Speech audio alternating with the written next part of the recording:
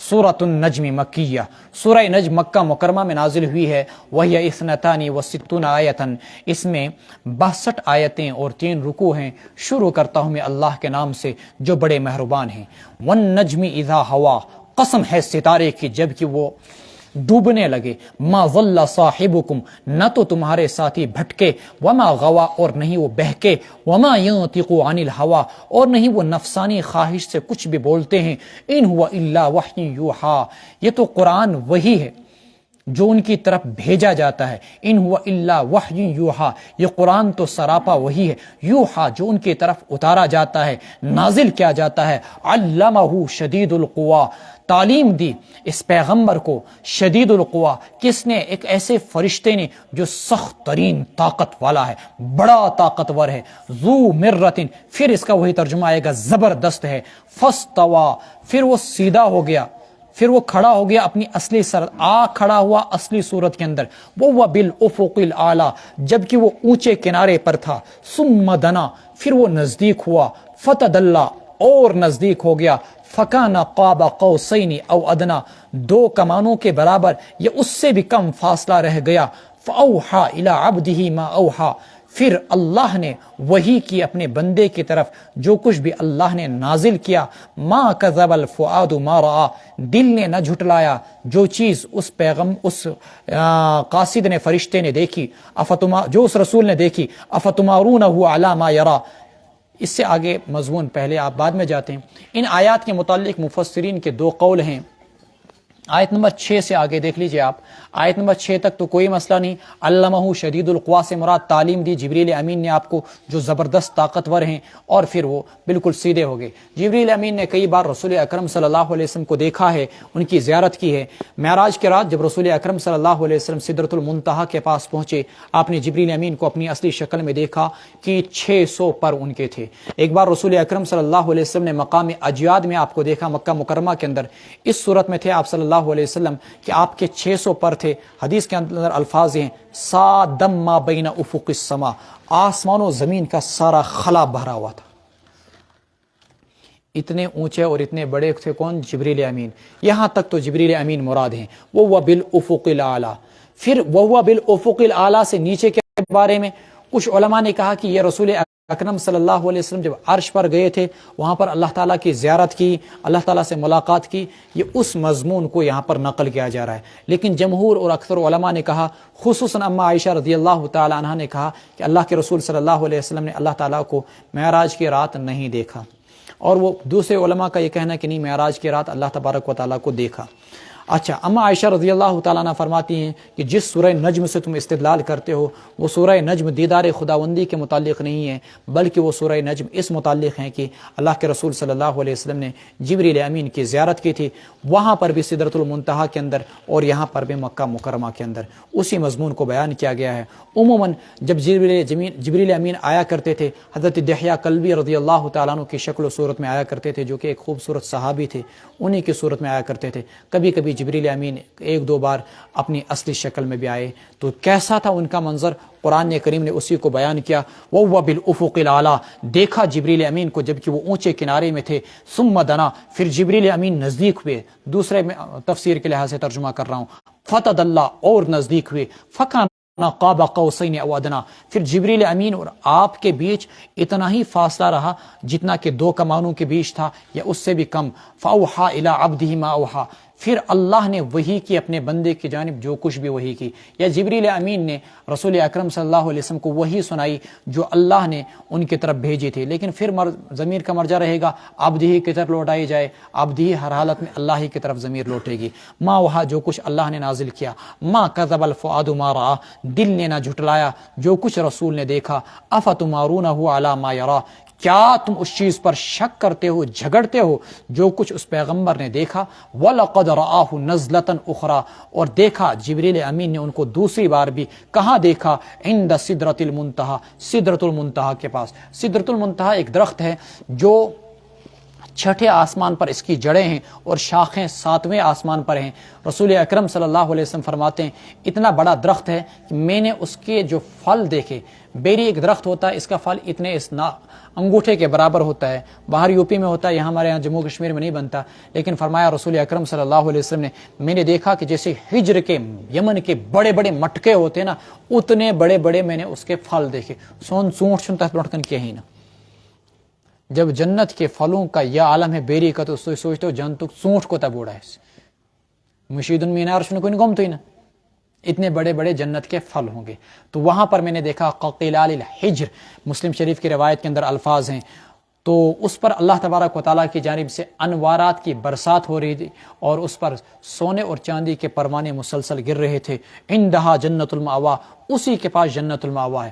جنت المأوا سے کیا مراد؟ کچھ لوگوں نے کہا کہ وہ ٹھکانہ ہے جہاں پر مومنوں کی روحیں رہتی ہیں، کچھ لوگوں نے کہا نہیں، یہ جنت الفردوس ہی کا دوسرا نام ہے۔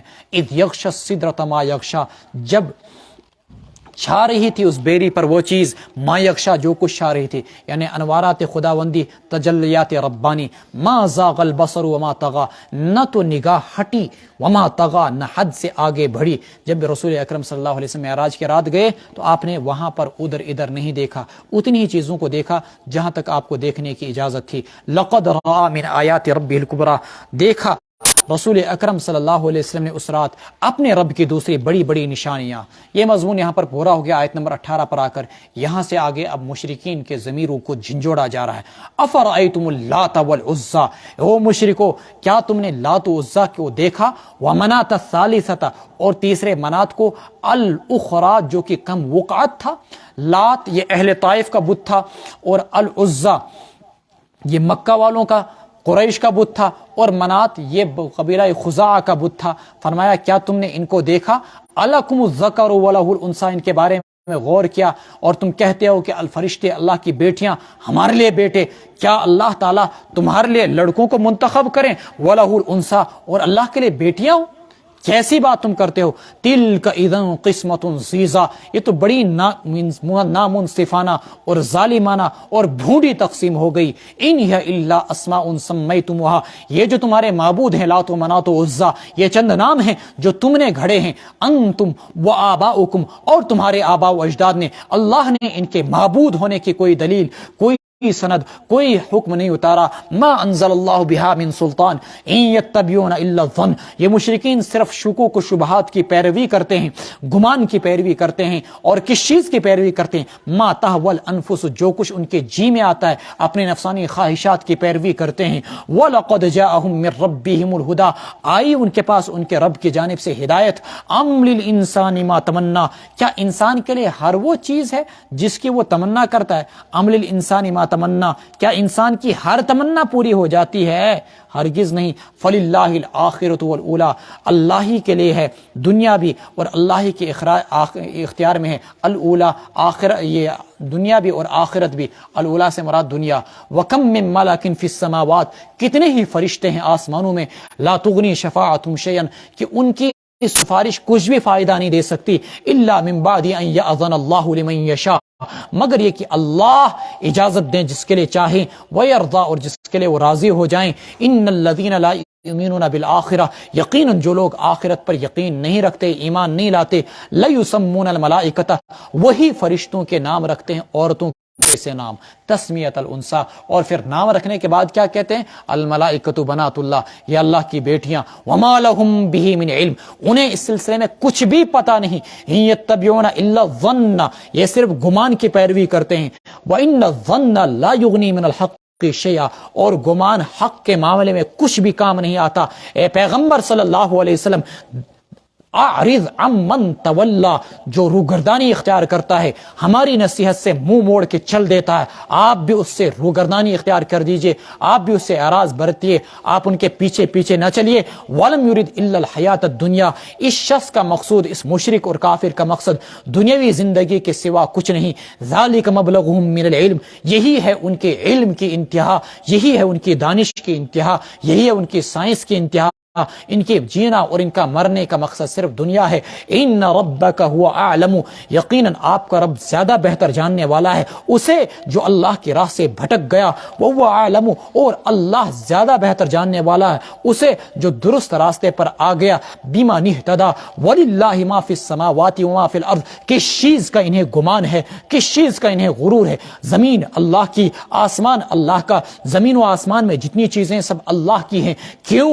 لیجزی الذین اساءوا بما عملوا، قیامت آ کے رہے گی تاکہ بدلہ دے اللہ تعالیٰ برے کام کرنے والوں کو ان کے برے کاموں کا. وَيَجْزِيَ الَّذِينَ أَحْسَنُوا بِالْحُسْنَى، اور اچھے کام کرنے والوں کو بدلہ دے اچھائی کے ذریعے سے اچھا بدلہ. الَّذِينَ يَجْتَنِبُونَ، کون سے اچھے کام کرنے والے جو بڑے بڑے گناہوں سے بچتے ہیں. الَّذِينَ يَجْتَنِبُونَ كَبَائِرَ الْإِثْمِ وَالْفَوَاحِشَ، اور بے حیائی کے کاموں سے بچتے ہیں.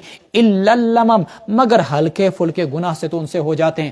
علماء نے 4 تفسیریں لکھی گناہ کبیرہ کی. کہا ہر وہ گناہ جس پر اللہ نے لعنت بھیجی وہ گناہ کبیرہ میں آئے گا. مثلا لعنت اللہ علی الظالمین، لعنت اللہ علی الکاذبین، تو ظلم گناہ کبیرہ، جھوٹ گناہ کبیرہ. اور جس گناہ پر اللہ تعالیٰ نے حدیں اتاری، چوری، زنا، وہ سارے کے سارے گناہ کس کے اندر آ جائیں گے؟ گناہ کبیرہ کے اندر آئیں گے. جس گناہ پر جہنم کی وعید بتلائی گئی، مثلا نماز نہ پڑھنا، زکوٰۃ نہ دینا، روزے نہ رکھنا، حج نہ کرنا، وہ سارے کے سارے گناہ بھی گناہ کبیرہ کے اندر آئیں گے. اور علماء نے کہا کہ اگر انسان صغیرہ پر اصرار کرے، صغیرہ بھی مسلسل ارتکاب کی وجہ سے کبیرہ بن جاتا ہے، اور کبیرہ توبہ کی وجہ سے صغیرہ بن جاتا ہے. کبیرہ بھی توبہ کی وجہ سے صغیرہ بن جاتا ہے، یعنی معاف ہو جاتا ہے. تو بچتے ہیں وہ بڑے بڑے گناہوں سے اور بے حیائی کے کاموں سے، مگر ہلکے پھلکے گناہ تو انسان ہو جاتے ہیں. حدیث میں آتا ہے، رسول اکرم صلی اللہ علیہ وسلم نے فرمایا، جب بندہ وضو کرتا ہے یوں ہاتھ میں لیتا ہے، ہاتھوں سے پانی ٹپکتا ہے، ہاتھوں کے گناہ جھڑ جاتے ہیں. جب انسان یوں منہ پہ پانی ڈالتا ہے، کلی کا پانی جو ہی زمین پہ گرا، منہ کے گناہ زمین پر گر جاتے ہیں. چہرے پہ آپ نے پانی ڈالا، چہرے سے جو ہی پانی سارے قطرات زمین پہ ٹپکتے ہیں، چہرے کے آنکھوں کے سارے گناہ اور سارے کے سارے چہرے کے گناہ زمین پہ جھڑ جاتے ہیں.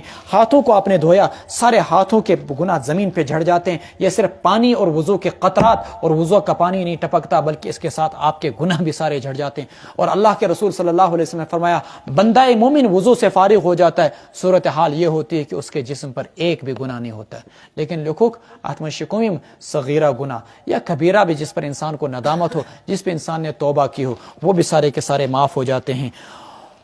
الذين يجتنبون كبائر الاثم والفواحش الا اللمم ان ربك واسع المغفرة، یقینا تیرا رب ہی بڑی بخشش والا ہے، وسیع ترین مغفرت والا ہے. هو اعلم بكم، اللہ تمہیں جانتا ہے. اذ انشأكم من الارض، جب اللہ نے تم کو زمین سے پیدا کیا. اور اللہ تمہیں تب بھی جانتا تھا جب تم اپنے ماؤں کے پیٹوں میں بچے تھے. وَإِذْ أَنْتُمْ أَجِنَّةٌ، جنین کی جمع، اپنے ماؤں کے پیٹوں میں شکموں میں بچے تھے. فَلَا تُزَكُّوا أَنفُسَكُمْ، نہ اپنی بڑائی بیان کرو، نہ اپنی صفائی بیان کرو، نہ اپنی خوبیاں بیان کرو.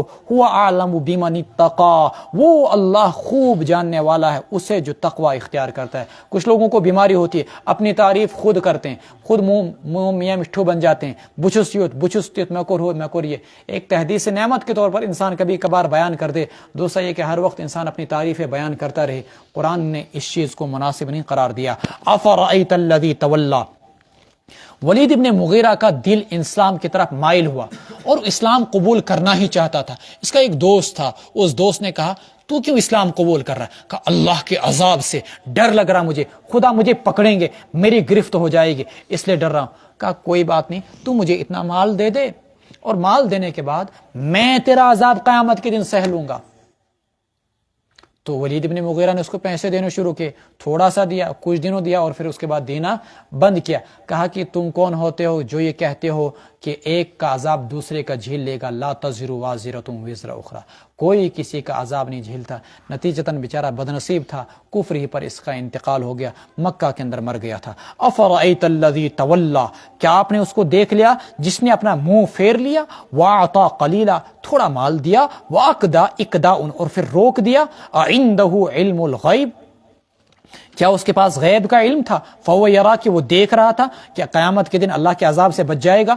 ام لم ينبأ بما فی صحف موسیٰ، کیا انہیں خبر نہیں دی گئی تھی ان احکامات کی یا ان واقعات کی یا ان چیزوں کی جو موسیٰ علیہ السلام کے صحیفوں میں موجود تھی، وہ ابراہیم اور ابراہیم علیہ السلام کے صحیفوں میں. کون ابراہیم؟ الذی وفا، جو پوری طرح اللہ کے احکام کو بجا لاتے تھے. اللہ تزر وازرۃ وزر اخری، کیا احکامات، کیا چیزیں تھیں ان صحیفوں کے اندر کہ کوئی بوجھ اٹھانے والا وزر اخری کسی دوسرے کا لا تزر بوجھ نہیں اٹھائے گا.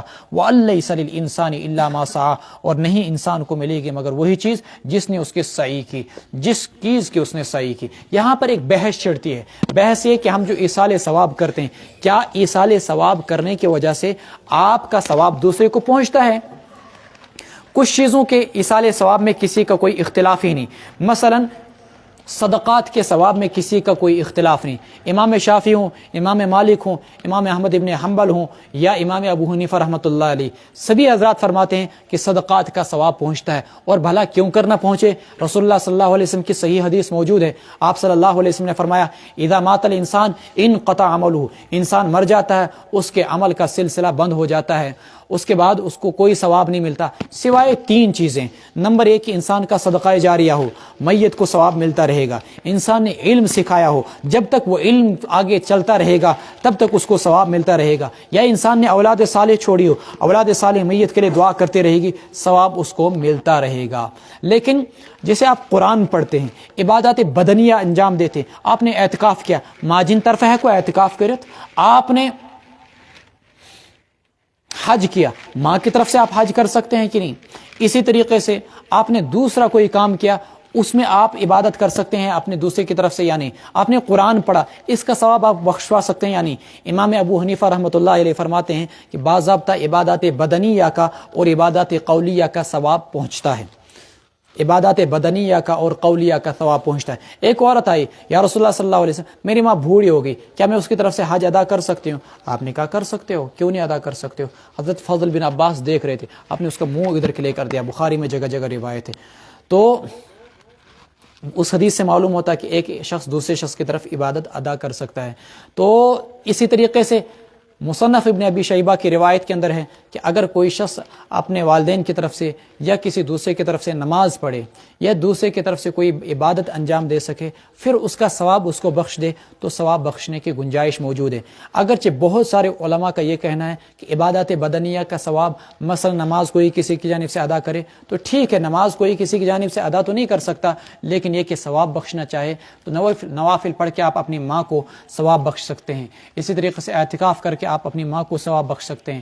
ایسے قرآن پڑھ کے آپ اپنے رشتہ داروں کو ثواب بخش سکتے ہیں اور اس سے ان کے عذاب کے اندر تخفیف ہو سکتی ہے.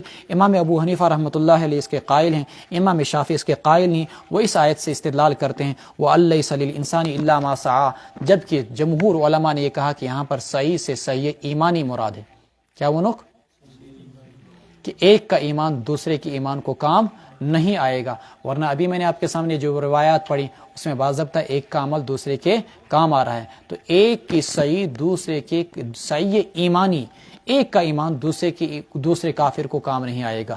وَأَنَّ سَعْيَهُ سَوْفَ يُرَىٰ، اور یہ کہ اس کی کوششوں کو جلدی ہی دیکھ لیا جائے گا. ثُمَّ يُجْزَاهُ الْجَزَاءَ الْأَوْفَىٰ، پھر اس کو پورا بدلہ دیا جائے گا. وَأَنَّ إِلَىٰ رَبِّكَ الْمُنتَهَىٰ، اور یہ کہ آپ کہ رب ہی کے پاس واپس پہنچنا ہے. وَأَنَّهُ هُوَ أَضْحَكَ وَأَبْكَىٰ، یہاں سے لے کر آخر تک یہ جو مضمون ہے یہ وہی ابراہیم علیہ السلام اور موسیٰ علیہ السلام کی طرف جو صحیفوں میں مضمون اترا تھا اسی کو قرآن نے یہاں پر نقل کیا. اللہ ہی ہنساتا ہے، اللہ ہی رلاتا ہے. وَأَنَّهُ هُوَ أَمَاتَ وَأَحْيَا، اور اللہ ہی زندگی دیتے ہیں، اللہ ہی موت دیتے ہیں. وَأَنَّهُ خَلَقَ الزَّوْجَيْنِ الذَّكَرَ وَالْأُنثَىٰ، اللہ ہی نے دونوں جوڑ مرد اور عورت پیدا کیے. من نطفۃ، نطفے سے. اذا تمنا، جبکہ اس کو مادر رحم کے اندر ڈالا جاتا ہے. وان علیہ النشأۃ الاخری، اور اللہ ہی کے ذمے ہے دوسری بار پیدا کرنا. وَأَنَّهُ هُوَ أَغْنَى وَأَقْنَى، اور اللہ ہی مالدار بھی بناتا ہے اور اللہ ہی مفلس بھی بناتا ہے. وَأَنَّهُ هُوَ رَبُّ الشِّعْرَىٰ، اور اللہ ہی شعراء ستارے کا رب ہے. اس شعراء ستارے کا تذکرہ کیوں کیا گیا؟ اس لیے کہ مکہ کے اندر رہنے والا قبیلہ بنو خزاعہ شعراء ستارے کی پوجا کیا کرتے تھے. کہا جس ستارے کی تم پوجا کرتے ہو وہ خود مخلوق ہے اور اللہ اس کا خالق ہے. وَأَنَّهُ أَهْلَكَ عَادًا الْأُولَىٰ، اللہ ہی نے پہلے والے عاد قدیم کو تباہ و برباد کر کے چھوڑ دیا اور عاد ثانیہ سمود کو بھی تباہ و برباد کر کے چھوڑا. فما ابقا انہیں اللہ تعالیٰ نے نہیں باقی چھوڑا. وقوم نوح من قبل اور اس سے پہلے نوح کی قوم کو بھی اللہ نے تباہ و برباد کر دیا. انہم کانوا هم اظلم واطغى یہ لوگ بہت بڑے ظالم اور بہت بڑے سرکش تھے. والمؤتفکۃ اہوا اور الٹی ہوئی بستیوں کو بھی اللہ ہی نے پٹخ ڈالا. اہوا یہوی اہواؤن پٹخ ڈالنا اور مؤتفکۃ الٹی ہوئی بستیاں. کون سی بستیاں؟ قوم لوط کی بستیاں جس کا پیچھے بارہا تذکر آیا. فغشاها ما غشا پھر اللہ تعالیٰ نے ان پر پتھروں کی بارش کر دی. ڈھانپ لیا اس بستی کو اس چیز نے جس نے اس کو ڈھانپ لیا، یعنی اللہ نے ان پر پتھروں کی بارش برسا دی. فبأي آلاء ربك تتمارى سو تم اپنے رب کی کون سی نعمت میں شک و شبہ کرو گے. ھذا جھگڑو گے. ھذا نذیر من النذر الاولى یہ پیغمبر پچھلے ڈرانے والوں میں سے ایک ڈرانے والا ہے.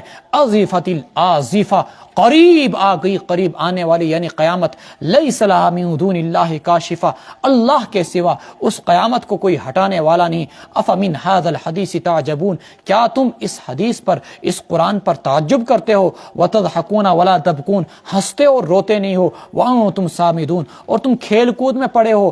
فاسجدوا للہ واعبدوا سجدہ کرو اللہ کے سامنے اور عبادت کرو. یہ آیت جب رسول اکرم صلی اللہ علیہ وسلم نے پہلی مرتبہ یہ صورت مشرکوں کے مجلس کے اندر برسر عام پڑھ کر سنائی، وہ مبہوت رہ گئے. قرآن کے اس انداز کو، اس اعجاز کو، اس فصیح و بلیغ کلام کو دیکھ کر وہ مبہوت و پریشان ہو کے رہ گئے. اور جو ہی یہ آیت ہوئی فاسجدوا للہ واعبدوا سب کے سب لوگ رسول اکرم صلی اللہ علیہ وسلم کے ساتھ سجدے میں گر گئے سوائے ایک مشرک کے. غالباً یہی ولید ابن مغیرہ تھا یا ابی ابن خلف. اس نے زمین سے مٹی اٹھائی اور یوں اپنے ماتھے پہ لگائی، کہا یکفی ھذا لی میرے لیے یہی کافی ہو جائے گی. حضرت عبداللہ ابن مسعود رضی اللہ تعالیٰ عنہ فرماتے ہیں فرأیتہ انہ قد مات کافرا سب کو ایمان نصیب ہو گیا جنہوں نے سجدہ کیا تھا، اکثروں کو، لیکن سوائے اس کو کہ یہ اللہ تبارک و تعالیٰ نے اس کو کفر کی حالت کے اندر دنیا سے اٹھایا. اس لیے انسان کے اندر عناد، ضد، سرکشی اور ہٹ درمی نہیں ہونی چاہیے. اسی آیت جب یہ سب لوگوں نے سجدہ کیا، یہ مسلمان بیچارے حبشہ کے اندر ہجرت کر کے گئے تھے، وہاں پر افواہ پہنچی کہ سارے کے سارے مسلمانوں نے، سارے کے سارے مکہ کے لوگ مسلمان ہو گئے. وہ واپس آئے، پتہ چلا کہ کسی نے بھی ایمان قبول نہیں کیا تھا. پھر اس کے بعد ہجرت ثانیہ الی الحبشہ ہوئی. وہ ان کے سجدہ کرنے کی وجہ سے کسی کو یہ شک ہو گیا کہ مسلمان ہو گئے. بات آہستہ آہستہ حبشہ پہنچ گئی. وہ لوگ واپس آئے، یہاں پر وہی ظلم و ستم کے پہاڑ ڈھائے جا رہے تھے. بسم اللہ الرحمن الرحیم سورہ قمر مکہ مکرمہ میں نازل ہوئی. اس میں 55 آیتیں اور 3 رکوع ہیں. شروع کرتا ہوں میں اللہ کے نام سے جو بڑے مہربان نہایت رحم و کرم والے ہیں. آپ صلی اللہ علیہ وسلم مینا کے اندر تھے اور مشرکوں کا زبردست مجمع تھا.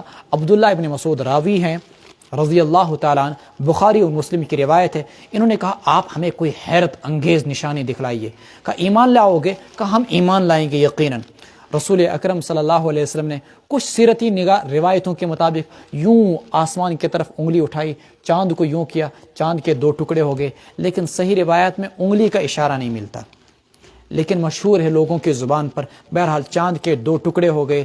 بجائے اس کے کہ یہ بد نصیب ایمان لے آتے، یہ یوں کہنے لگے یہ تو جادو ہے. ہم تب مانیں گے جب ارد گرد کے مسافر آئیں گے، ان سے پوچھیں گے. اگر وہ کہیں گے کہ واقعتاً چاند کے 2 ٹکڑے ہوئے تھے، ایمان قبول کریں گے. پھر مسافر آئے دور دراز علاقوں سے، ہفتے کے بعد. عرب کے لوگ رات کو سفر کیا کرتے تھے؟ رات کو وہ جاگا کرتے تھے، دن کو وہ آرام کیا کرتے تھے، چونکہ دن میں تیز دھوپ ہوا کرتی تھی. جب آئے پہنچے وہ مسافر، پوچھا کیا تم نے فلاں رات کو فلاں دن کو دیکھا چاند 2 ٹکڑے ہو گیا تھا؟ کہا ہم نے دیکھا کہ باضابطہ چاند کے 2 ٹکڑے ہوئے، ایک جبل ابو قبیس کی طرف، ایک جبل کیان کی طرف.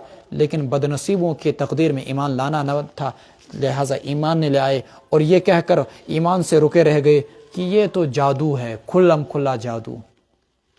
اتنا بڑا معجزہ دیکھ کر بھی ان لوگوں نے ایمان نہیں لایا. اقتربت الساعۃ قیامت نزدیک آ گئی. وانشق القمر چاند پھٹ گیا. وَإِن يَرَوْا آیَةً يُعْرِضُوا اگر یہ کسی نشانی کو دیکھیں تو اعراض بھرتے ہیں.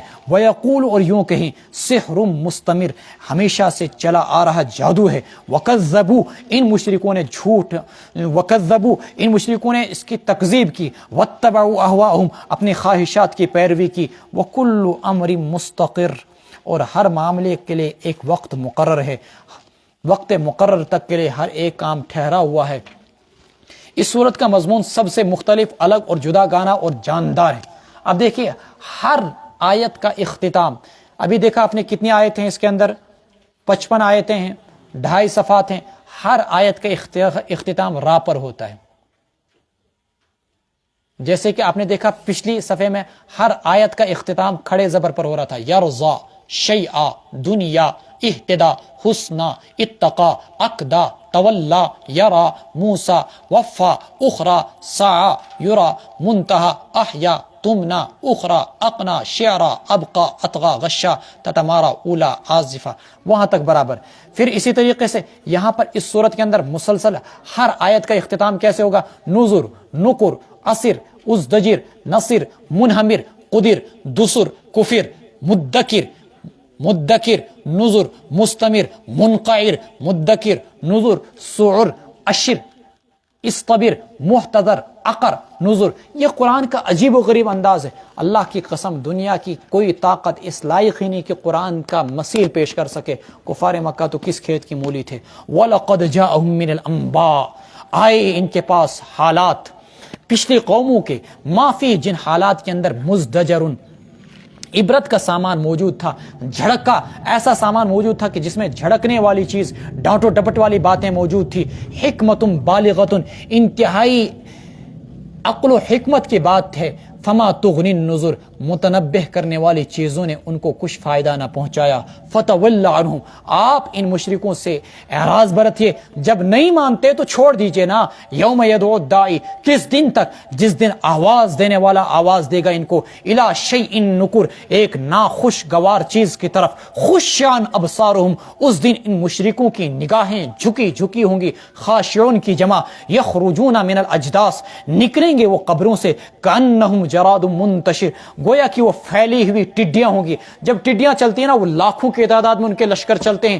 کروڑوں کی تعداد میں ان کے لشکر چلتے ہیں، ایسے جب مشرک قبروں سے نکال کر میدان حشر کی طرف چلیں گے، گویا کہ وہ بکھری ہوئی ٹڈیاں ہوں گی، مہطعین، دوڑ رہے ہوں گے، الی الداع، پکارنے والے کی طرف، یعنی اللہ کی طرف، یقول الکافرون، میدان حشر کی طرف کہیں گے اس دن کافر، ھذا یوم عسر، یہ بڑا سخت دن ہے، کذبت قبلہم قوم نوح، اس سے پہلے پیغمبر کو جھٹلایا گیا، قوم نوح نے جھٹلایا حضرت نوح علیہ السلام کو، فکذبوا عبدنا، انہوں نے ہمارے پیغمبر نوح کو جھٹلایا، کیا کیا کہا گیا پیغمبروں کو، وقالو، کہنے لگے مجنون، دیوانہ ہے، وازدجر، اور نوح علیہ السلام کو دھمکی دی گئی، وازدجر، فدعا ربہ، ہم تمہیں مار دیں گے، لتکونن من المرجومین، اگر تم دعوت سے باز نہیں آئے تو پتھروں سے سنسار کر کے تم کو ختم کر دیں گے، فدعا ربہ، نوح علیہ السلام دعائیں کرتے گئے ان کے لیے 950 سال تک، آخر کار اللہ تعالیٰ کے سامنے بے بسی کا اظہار کیا، انی مغلوم، میرے مولا میں کمزور ہوں، میں بے بس ہوں، فانتصر، تو ہی بدلہ لے لے، ففتحنا ابواب السماء، ہم نے آسمان کے دہانے کھول دیے، بما منہمر، موسلا دار بارشوں کے ذریعے سے، وفجرنا الارض عیونا، اور زمین سے ہم نے چشمے بہا دیے، فالتقى الماء، پس پانی جمع ہو گیا، علی امرین، ایک ایسی چیز کے لیے قد قدر جو طے شدہ تھی، یعنی عذاب خداوندی، اور اللہ نے ان سب کو ڈبو دیا، وحملناہ، پھر نوح کیسے بچ گئے، ہم نے ان کو سوار کیا، علی ذات الواح و دسر، ایک ایسی کشتی پر، ذاتی الواح جو تختوں والی تھی، وہ دسر اور میخوں والی تھی، دسار کی جمع، تجری باعیننا، وہ کشتی چل رہی تھی ہمارے آنکھوں کے سامنے، تیر رہی تھی، جزاء لمن کان کفر، کچھ قوموں کو برباد کر دیا گیا، یہ صلہ تھا، بدلہ تھا ان لوگوں کے لیے یہ صلہ تھا رب العالمین کی جانب سے اس شخص کے لیے، لمن کان کفر، جس کی ناقدری کی گئی تھی، وَلَقَدْ تَرَكْنَاهَا آیَةً، ہم نے اس کشتی کو بطور نشانی کو چھوڑے رکھا، فَهَلْ مِن مُدَّكِرٍ، کیا ہے کوئی نصیحت حاصل کرنے والا، فَكَيْفَ كَانَ عَذَابِي، کیسا رہا میرا عذاب، وَنُذُرْ، اور میری تنبیہات، نذیر ان کی جمع نذر، کہیں پر اس کا ترجمہ پیغمبروں سے کرتے ہیں، کہیں پر اس کا ترجمہ دھمکی سے کرتے ہیں، کہیں پر اس کا ترجمہ تنبیہ سے کرتے ہیں، وَلَقَدْ يَسَّرْنَا الْقُرْآنَ لِلذِّكْرِ فَهَلْ مِن مُدَّكِرٍ، اس قرآن کو ہم نے آسان کیا سمجھنے کے لیے، ہے کوئی نصیحت حاصل کرنے والا، قرآن کتاب ہدایت ہے، سمجھنے کے لیے اس کو آسان کیا۔ ذکر ان کے دو معنی آتے ہیں، یا تو انسان اس کو سمجھے یا تو انسان اس کو سمجھنے کے ساتھ ساتھ یاد کرے۔ علماء نے لکھا کہ دونوں چیزیں قرآن کی آسان، قرآن کا سمجھنا بھی آسان اور قرآن کریم کا یاد کرنا بھی آسان۔ آپ دیکھیں ہر زمانے کے اندر، ہر دور کے اندر لاکھوں حفاظ موجود، لیکن مفسرین نے لکھا کہ قرآن آسان کیا گیا سمجھنے کے لیے، قرآن آسان کیا گیا ہے کس کے لیے؟ یاد کرنے کے لیے، لیکن قرآن آسان نہیں کیا گیا ہے اجتہاد کے لیے، چونکہ وما یذکر الا اولو الالباب، نہیں اس سے نصیحت حاصل کرتے، یعنی اس کے اندر گہرائی، اس کے علمی سمندروں کے اندر وہی لوگ غوطہ ہوتے ہیں جنہیں اللہ تعالیٰ نے اجتہاد کی صلاحیت دی ہو، جنہیں اللہ تعالیٰ نے بصیرت دی ہو۔ ہر کسے نہ کسے کے جسے نہ قرآن کا پتہ، جسے نہ احادیث کا پتہ، جسے نہ اصول احادیث کا پتہ، نہ اصول فقہ کا پتہ، نہ رسول اکرم صلی اللہ علیہ وسلم کے زمانے کی شریعت کا پتہ، نہ سیرت کا پتہ، نہ مزاج شریعت کا پتہ، نہ فقہ کا پتہ، نہ فقہا کے اقوال کا پتہ، اور ہر ایرے غیرے بیٹھ جائے اجتہاد کرنے کے لیے، تو وہ پھر گمراہی کے دروازے کھولے گا۔ فَهَلْ مِن مُدَّكِرٍ إِنَّا أَرْسَلْنَا عَلَيْهِمْ رِيحًا صَرْصَرًا فِي يَوْمِ نَحْسٍ مُسْتَمِرٍ۔ كَذَّبَتْ عَادٌ، قوم عاد نے پیغمبروں کو جھٹلایا۔ فَكَيْفَ كَانَ عَذَابِي وَنُذُرِ، سو کیسا رہا میرا عذاب اور میری تنبیہات۔ إِنَّا أَرْسَلْنَا عَلَيْهِمْ رِيحًا صَرْصَرًا فِي يَوْمِ نَحْسٍ مُسْتَمِرٍ، ہم نے ان پر ہوا بھیجی، صرصراً تیز آندھی، فی یوم نحس مستمر، ایک منحوس دن میں، مستمر جو نہ ختم ہونے والی تھی، تنزع الناس جو لوگوں کو اکھاڑ کر پھینک رہی تھی وہ ہوا، کأنہم اعجاز نخل منقعر، انقعار کے معنی اکھڑنا، اور اعجاز عجزن کے معنی اس کے معنی آتے ہیں تنے کے، گویا کہ وہ کھجور کے اکھڑے ہوئے تنے ہوں۔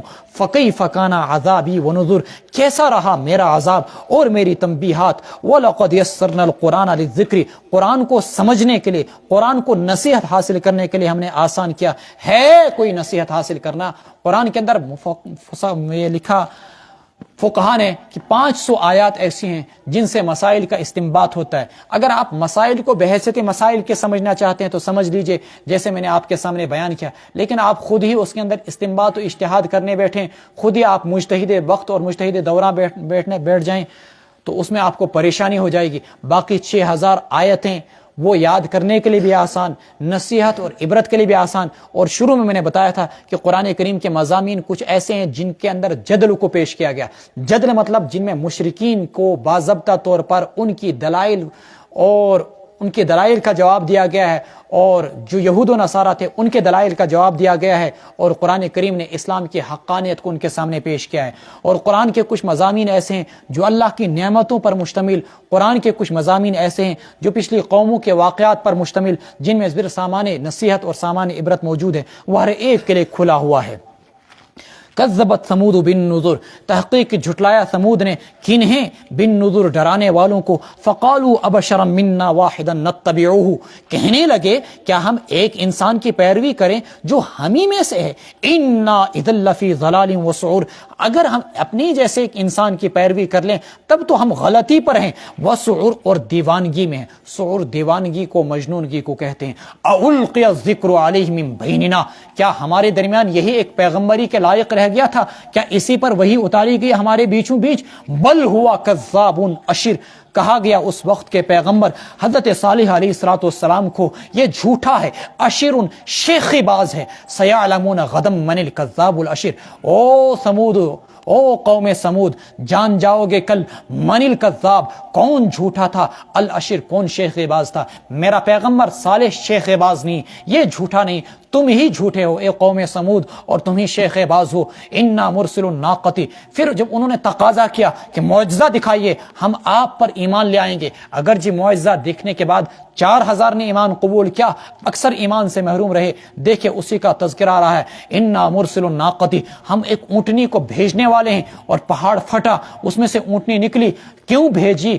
فتنۃ لہم، ان کی آزمائش کے لیے، فرتقبہم، آپ انہیں دیکھتے رہیے، واصطبر، صبر کیجئے، ونبئہم، ان کو بتلا دیجئے۔ یہ اونٹنی عجیب و غریب قسم کی تھی، جب یہ پانی پینے آتی پورا کنواں خالی کر دیتی، اور جب چراگاہ میں جاتی سارا چر جاتی، لیکن دودھ بھی اتنا دیتی کہ یوز دیون ڈرمو حساب سے، ٹرکو حساب سے دودھ دیون، جو پورے ہزاروں لوگوں کے لیے کافی ہو جاتا، لیکن پیتی بھی اسی طریقے سے تھی۔ تو باری متعین کی گئی، ایک دن صالح علیہ السلام کی اونٹنی پانی پیے گی، ایک دن باقی قوم کے سارے اونٹ پانی پئیں گے، اس طریقے سے باری متعین کی گئی۔ قرآن اسی مضمون کو بیان کر رہا ہے، وَنَبِّئْهُمْ، ان کو بتلا دیجئے، ان الماء قسمۃ بینہم، پانی کی باری تقسیم کر دی گئی ہے ان کے درمیان، کل شرب محتضر، ہر ایک کو باری پر ہی حاضر ہونا چاہیے، ہر ایک کو باری پر ہی آنا چاہیے۔ فنادوا صاحبہم، یہ اونٹنی ایسی چلتی رہی، لیکن ان مشرکوں کو اس کے ساتھ حسد ہو گیا، یہ کیسے ہو سکتا ہے؟ ایک قدار نامی شخص تھا، اس کو ایک عورت نے لالچ دی، اگر تو اس اونٹنی کو ذبح کر دے گا نا، میں تیری شادی اپنی نکاح سے، اپنی بیٹی سے کرا دوں گا۔ یہ عورتوں کے عاشق، یہ لڑکیوں کے عاشق ہر زمانے میں فتنے مچاتے ہیں، اس لیے رسول اکرم صلی اللہ علیہ وسلم نے فرمایا تھا، ان اول فتنۃ بنی اسرائیل کانت فی النساء، بنو اسرائیل کے اندر سب سے پہلا جو فتنہ رونما ہوا تھا وہ عورتوں کے متعلق ہی رونما ہوا تھا، اور اس امت کے اندر باضابطہ طور پر ان کو شیطان کا جال اور ہتھیار قرار دیا گیا، النساء حبائل الشیطان، اللہم احفظنا من فتنتہم۔ چنانچہ اس بدبخت نے اس لڑکی کے لالچ کے اندر اس اونٹنی کے پائچے کاٹ دیے، وہ چیختے چلاتے ہوئے پہاڑ کے اندر چلی گئی، پہاڑ کھلا اور اپنے بچے سمیت ادھر چلی گئی۔ فنادوا صاحبہم، چنانچہ انہوں نے اپنے ساتھی کو بلایا، فتعاطا، اس نے دست درازی کی، فعقر، اس کی کونچے کاٹ ڈالی، فکیف کان عذابی ونذر، کیسا رہا میرا عذاب اور میری تنبیہات، انا ارسلنا علیہم صیحۃ واحدہ، پھر ہم نے ان پر ایک چنگاڑ بھیجی، فکانوا کہشیم المحتضر، وہ کانٹوں کی روندی ہوئی باڑ کی طرح ہو گئے، فکانوا کہشیم، حشیم بولتے ہیں کسی روندی ہوئی چیز کو، المحتضر، باڑ کے اندر۔ دیکھیے جب کہیں پر باڑ لگاتے ہیں نا آپ، خود ہم نے دیکھا اپنے گھروں کے اندر، یوں سے اس باڑ اس زمین اس لاگن برونٹشا لاگسن ستا تھی، کھیتوں کے اندر ختم ہو جاتا، مٹی میں تبدیل ہو جاتا ہے۔ اور اگر آپ کسی بھی قسم کی کوئی زمین کے نباتات اٹھا کر دیکھ لیجئے، اگلے سال اس کی کیا کنڈیشن ہو جاتی، بھوسا، ایسے اللہ تعالیٰ نے ان کو بھی بھوسے میں تبدیل کر دیا۔ وَلَقَدْ يَسَّرْنَا الْقُرْآنَ لِلذِّكْرِ فَهَلْ مِن مُدَّكِرٍ، ہم نے اس قرآن کو نصیحت کے لیے، یاد کرنے کے لیے آسان کیا، ہے کوئی نصیحت حاصل کرنے والا؟ تو آؤ سمجھیے کیا شو فَهَلْ مِن مُدَّكِرٍ، مطلب اکثر آسان نہ سمجھنے والے کہیں تھی، اگر سری آسان تیل میں وہاں قرآن کریم کے یس وی قرآن سمجھ سوچ انتہائی خوش نصیب، جو قرآن کو سمجھ کر پڑھے، جو قرآن کو نصیحت حاصل کرے۔ کذبت قوم لوط بالنذر، تحقیق کی جھٹلایا قوم لوط نے بھی ڈرانے والوں کو، انا ارسلنا علیہم حاصبا الا آل لوط، ہم نے جب انہوں نے نافرمانی حد سے زیادہ کی ان پر پتھروں کی بارش برسا دی، الا آل لوط، سوائے لوط کے گھرانے کے، نجیناہم بسحر، ہم نے ان کو اخیر رات میں بچایا، نعمتا من عندنا، اپنی جانب سے بطور مہربانی کے، کذالک نجزی من شکر، جو لوگ قدرداں ہوتے ہیں ہم ان کو اسی طریقے سے صلہ دیا کرتے ہیں۔ وَلَقَدْ أَنذَرَهُمْ بَطْشَتَنَا، ہم نے ان کو ڈرایا اپنی پکڑ سے، فَتَمَارَوْا بِالنُّذُرِ، چنانچہ ان بدبختوں نے جھگڑا کیا بالنذر، ڈرانے والے پیغمبروں کے ساتھ۔ وَلَقَدْ رَاوَدُوهُ عَنْ ضَيْفِهِ فَطَمَسْنَا أَعْيُنَهُمْ فَذُوقُوا عذابی ونذر، وہ لوگ لوط کو ان کے مہمان کے بارے میں پھسلانے لگے تو ہم نے ان کی آنکھیں چوپٹ کر دیں۔ جب حضرت لوط علیہ السلام کے گھر میں وہ ابراہیم علیہ السلام کے گھر سے مہمان نکل کر آئے، جن کا بھی آپ نے سورہ ذاریات میں تذکرہ پڑھا، پہنچے تو خوبصورت لڑکوں کی شکل میں حضرت لوط علیہ السلام کے گھر میں داخل ہوئے۔ اس کی بیوی بڑی فاسق و فاجر قسم کی تھی، وہ پیچھے دروازے سے گئی اور گاؤں والوں کو بولا گھر میں جاؤ، وہاں خوبصورت لڑکے آئے ہیں ہمارے گھر کے اندر۔ یہ گھر کے اندر داخل ہوئے، لوط علیہ السلام نے ان کو بہت روکا اور یہاں تک کہا، ہا اولائی بناتی، یہ میری بیٹیاں ہیں، تمہیں اگر بدکاری کرنی ہے بدبختو، جاؤ ان کے ساتھ نکاح کرو، ان سے اپنی خواہش کو جائز انداز کے اندر پورا کرو۔ لیکن ان کے آنکھوں کے اندر اندھا پن چھا گیا تھا۔ لعمرک انہم لفی سکرتہم یعمہون، تیری قسم، فرماتے ہیں اللہ کے رسول صلی اللہ علیہ وسلم کو، کہ وہ اپنے نشے کے اندر اندھے ہو گئے تھے۔ چنانچہ پھر اللہ تعالیٰ کا عذاب آیا۔ فرماتے ہیں جب یہ دروازے کے اندر گھسنے لگے، شاہ عبدالعزیز محدث دہلوی رحمۃ اللہ علیہ تفسیر عزیزی کے اندر لکھتے ہیں، 2 ہی پاروں کی وہ تفسیر ہے 29 اور 30، فرماتے ہیں یہ اندر گھسنے لگے، جب گھسنے لگے تو جبریل امین نے ان کو اپنے پر سے مارا، جس سے کہ ان کے چہرے بالکل ہموار، سپاٹ اور برابر ہو گئے۔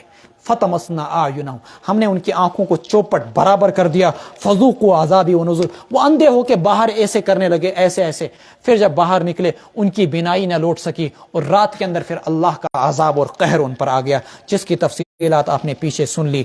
وَلَقَدْ صَبَّحَهُمْ، صبح سویرے ان پر آیا عذاب مستقر، نہ ٹلنے والا عذاب، مستقر نہ ٹلنے والا عذاب، فذوقوا، چکھو میرے عذاب کا مزہ، ونذر، اور فذوقوا عذابی، اور میرے ڈرانے کی تنبیہات کو جو تم نے جھٹلایا اس کی سزا تم چکھو۔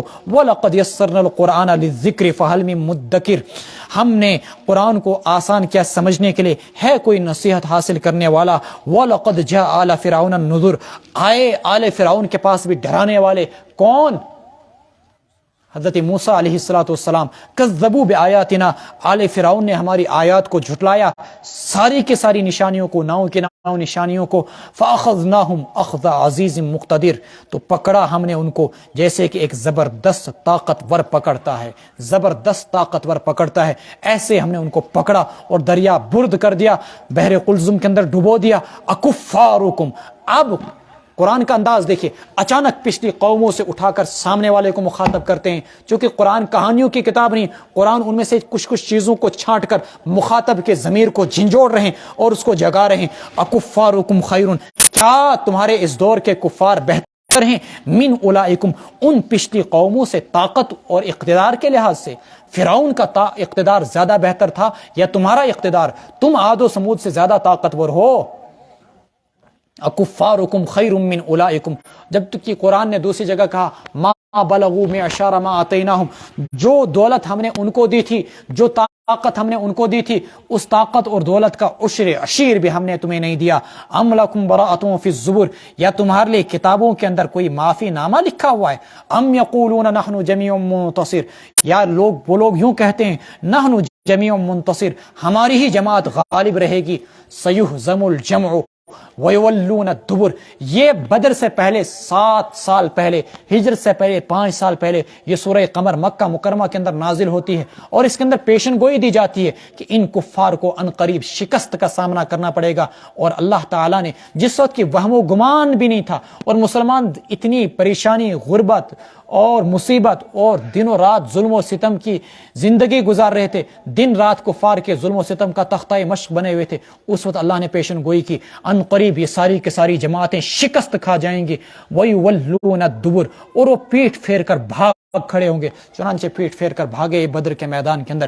بل الساعۃ موعدہم، بلکہ قیامت ان کے لیے وعدے کی جگہ ہے۔ والساعۃ ادھیٰ وامر، اور قیامت بڑی سخت اور کڑوی چیز ہے، ادھیٰ دہشتناک بڑی کڑوی چیز ہے۔ ان المجرمین فی ضلال وسعور، یقیناً مجرم ہی بڑی غلطی کے اندر ہیں، وسعور، اور بے عقلی کے اندر، دیوانگی کے اندر مبتلا ہیں۔ یوم یسحبون فی النار علی وجوہہم، جس دن کو گھسیٹ کر لایا جائے گا دوزخ کی آگ میں ان کے چہروں کے بل، اور ان سے کہا جائے گا ذوقوا مس سقر، آج دوزخ کی آگ کا مزہ چکھو، آگ میں جلنے کا مزہ چکھو۔